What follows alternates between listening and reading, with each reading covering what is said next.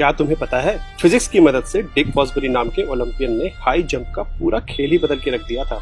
Dick Fosbury एक दुबला पतला लड़का था जिसे खेलकूद काफी पसंद था और हाई जंप उसका फेवरेट स्पोर्ट था। वो हाई जंप में गोल्ड मेडल जीतना चाहता था, पर वो पिछले रिकॉर्ड के आसपास भी नहीं उछल पा रहा था। शायद मैं बाकियों की तरह स्ट्रॉन्ग और फुर्तीला नहीं हूँ। एक दिन फॉसबरी गर्मी की छुट्टियों में अपने दादाजी के घर गया, जहाँ उसने देखा कि एक चिड़िया जैसा टॉय अपनी चोंच पे बैलेंस था। ये चिड़िया गिर क्यों नहीं रही दादाजी? क्योंकि ये सेंटर ऑफ मास पे बैलेंस्ड है। ये सेंटर ऑफ मास क्या है? सेंटर ऑफ मास वो इमेजिनरी पॉइंट है जहाँ तुम पूरे सिस्टम का मास एक पॉइंट पे केंद्रित मान सकते हो। ये मास और उसके डिस्ट्रीब्यूशन यानी दूरी पे डिपेंड करता है। अगर मास यूनिफॉर्मली डिस्ट्रीब्यूटेड है तो ये सेंटर में होगा, अगर नहीं तो जिधर वजन ज्यादा है उसके करीब।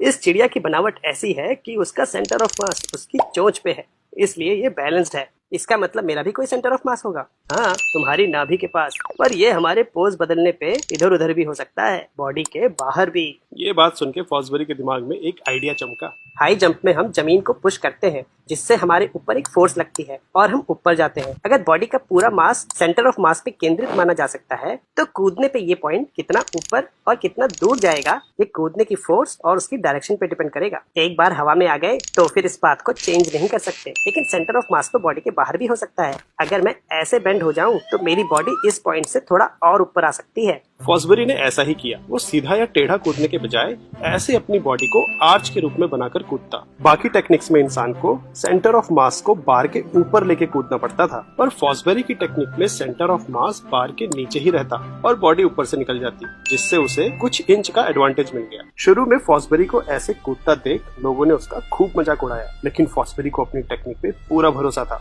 धीरे धीरे उसने इस टेक्निक को मास्टर किया और फिर ओलंपिक्स हाई जंप में न केवल गोल्ड मेडल जीता बल्कि वर्ल्ड रिकॉर्ड भी बनाया। आज इसी टेक्निक को